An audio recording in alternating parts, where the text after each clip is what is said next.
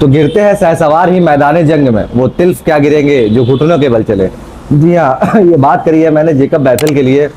5 मार्च को टी20 world cup semifinal में क्या इनिंग खेली है 22 वर्षीय युवा बल्लेबाज जेकब बैथल ने, जो कि मैच को 2022 टी20 वर्ल्ड कप उन्होंने बाहर से बैठ करके देखा है। और उस एक छोटे से करियर में, अभी तक उनका करियर इतना बड़ा नहीं, लेकिन उस छोटे से करियर में उन्होंने अपनी प्रतिभा का पूरा प्रदर्शन दिखाया है। और लगभग इंडिया के लिए उन्होंने मैच मुश्किल बना दिया था। हालांकि 7 रनों से ही ये मुकाबला जीती है भारत, लेकिन जो है बहुत अच्छी लाजवाब बल्लेबाजी करी है। और दूसरी तरफ बात की जाए अगर हमारे वाइस कैप्टन अक्षर पटेल के बारे में, क्या फील्डिंग एफर्ट है। इसीलिए मैं कह रहा था भाई कि इनको क्यों आपने बाहर बैठाया है। ये एक ऐसे प्लेयर है कि फील्डिंग, बॉलिंग, बैटिंग किसी से कुछ ना कुछ, कैसे ना कैसे योगदान देंगे जरूर, और ऐसा योगदान देंगे कि पूरा इम्पैक्टफुल रहेगा। वो 2 कैचेस जो एक कैच है पकड़ते हैं, सर्कल के अंदर होते हैं, दौड़ते हैं, दौड़ करके उल्टा दौड़ करके और डाइव लगा करके, और दूसरा कैच जो असिस्टेड कैच रहता है वो कैच इनके सूची में नहीं चलेगा, लेकिन दर्शक जब भी उस कैच के बारे की चर्चा करेंगे तो उनको याद करेंगे। और हाँ, जब बात की जाएगी अगर अंग्रेजों को भारत से निकालने की, तो बापू का योगदान तो बनता ही है। टी20 वर्ल्ड कप के सेमीफाइनल में कुल 499 रन बने और 20 ओवरों 40 ओवरों के खेल के बाद जाकर के नतीजा सामने आया। इस तरह का सेमीफाइनल हमें देखने को मिलता है। तो जब वानखेड़े स्टेडियम में सिक्का उछलता है तो सिक्का गिरता है जाकर के इंग्लैंड के पक्ष में। तो इंग्लैंड भी ग्राउंड्स और अदर कंडीशंस को देखते हुए पहले गेंदबाजी करने का निर्णय लेती है और भारत को बल्लेबाजी के लिए आमंत्रित करती है। बल्लेबाजी करने आए बल्लेबाज दोनों ही ओपनर्स संजू सैमसन और अभिषेक शर्मा थोड़ा सा पारी की स्टार्ट जरूर देते हैं, लेकिन अभिषेक शर्मा को फिर वही डिसमिसल देखने को मिला जो आप उम्मीद नहीं करते हैं, और थोड़ा सा निराश किया उन्होंने। खैर, अगर बात की जाए हमारे सेमीफाइनल में मैन ऑफ द मैच यानी कि संजू सैमसन की, जिन्होंने 89 रन की बहुत ही लाजवाब पारी खेली, एक बार फिर वो अपने क्वार्टर फाइनल यानी कि जो वेस्ट इंडीज के अगेंस्ट मुकाबला था लगभग उस तरह की ही बल्लेबाजी दिखाई उन्होंने, उतनी ही सेंसिबल क्रिकेट दिखाई। शतक से जरूर चूके, लेकिन कई बार आपके 89 या 97 उस शतक से भी ज़्यादा महत्वपूर्ण हो जाते हैं। जिसके बाद तिलक वर्मा, ईशान किशन, हार्दिक पांड्या और शिवम दुबे के भी योगदान बड़े अच्छे रहे।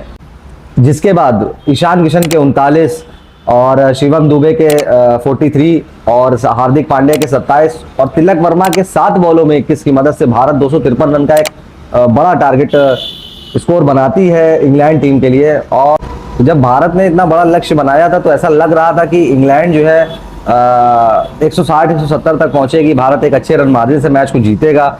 और पावर प्ले की शुरुआत भी लगभग भारत कुछ ऐसे ही करती है। उनके तीनों बल्लेबाज हैरी ब्रूक्स, फिल सॉल्ट और जॉश बटलर बहुत ज़्यादा बड़े योगदान नहीं देते हैं और जल्दी जल्दी आउट हो जाते हैं। लेकिन उसके बाद आते हैं जेकब बैथल, और जिन्होंने काफ़ी अच्छी बल्लेबाजी करी, काफ़ी अच्छी बल्लेबाजी करके दिखाई। इनकी चर्चा तो हम करते आ रहे हैं। पहले बात कर लेते हैं गेंदबाजी की इंग्लैंड की। तो इंग्लैंड की तरफ से गेंदबाजी विल जैक्स, मैंने अपने लास्ट प्रीव्यू वीडियो में बोला था कि विल जैक्स के बॉलिंग अटैक में जुड़ने से इनकी बॉलिंग काफ़ी कंप्लीट हो जाती है, और उन्होंने दोनों अहम विकेट लिए। एक सही लाइन लेन से गेंदबाजी करी, सही प्लान के साथ गेंदबाजी करी। अभिषेक शर्मा को भी वो ऐसे ही आउट करते हैं, उसके बाद सेट संजू सैमसन को भी वो बाहर का बॉल डाल करके आउट करते हैं, और वहीं पर उन्होंने फिल सॉल्ट को लिया हुआ था। दोनों कैच भी फिल सॉल्ट ही पकड़ते हैं। मैच के पहले मुझे लग रहा था कि हो सकता है जॉश बटलर इस मैच में योगदान करें, लेकिन अगर आप उनकी पिछली बीती पारियों के हिसाब से देखेंगे तो उन्होंने 4-5 पारियों में डबल डिजिट स्कोर नहीं बनाया था। वो 25 रन वो बना देते हैं, लेकिन उसके बाद उनका भी विकेट जाता है। और उस जगह से लग रहा था कि इंग्लैंड को हमने काफ़ी पीछे ढकेल दिया है।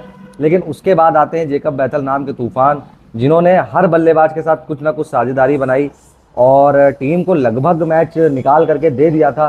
लेकिन वो तो भला हो हमारे जसप्रीत बुमराह का, वो जो ओवर उन्होंने सेट बैथल के आगे डाला है, मात्र 6 रन का वो ओवर।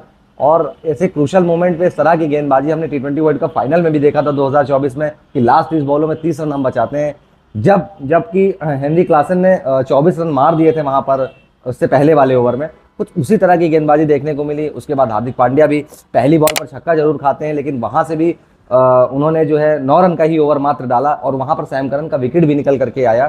तो ये दोनों ओवर मैच के बड़े क्रूशल ओवर थे। हाँ, एक समय पर एक समस्या जरूर क्रिएट थी भारत के सामने कि उनके पास गेंदबाजी विकल्प बच नहीं रहे थे। अगर लास्ट ओवर में मुझे ऐसा लग रहा था कि 20 या 22 रन बनाने होते तो मे बी जेकब बैथल मार सकते थे, क्योंकि वरुण चक्रवर्ती के ओवर भी पूरे हो गए थे, हार्दिक पांड्या के भी ओवर पूरे हो गए थे, और जसप्रीत बुमराह के भी और अर्शदीप के भी पूरे हो गए थे। तो बॉलिंग विकल्प के नाम पे केवल अक्षर पटेल और शिवम दुबे बचे थे। तो शिवम दुबे ने कल पहला बॉल बहुत अच्छा डाला था, आखिरी ओवर का एक सटीक यॉर्कर टाइप उनको एग्जीक्यूट किया, जिसपे वो जेकब बैथल रन आउट होते हैं, फुल स्ट्रेट ड्राइव मारते हैं। मतलब उन्होंने तो कोई भंसर प्रयास किया, भारत के लिए एकदम नाको चने चबवा दिए। लेकिन अंततः वो जिता नहीं पाए, जो कि हमारे भारतीयों के लिए तो बड़ी अच्छी खबर है, क्योंकि अब हम अहमदाबाद के लिए निकल चुके हैं और ज़बरदस्त खेल देखने को मिला। लेकिन मतलब हेड्स ऑफ, जेकब बैथल की बार बार बात करना बनता है, क्योंकि जिस तरह का क्रिकेट चेज में अगर आप इस तरह की बल्लेबाजी करते हैं इंडिया के अंदर, इंडियन कंडीशंस में, तो काबिल तारीफ। तो और भारत ये मुकाबला 7 रनों से अपने नाम करके अहमदाबाद यानी कि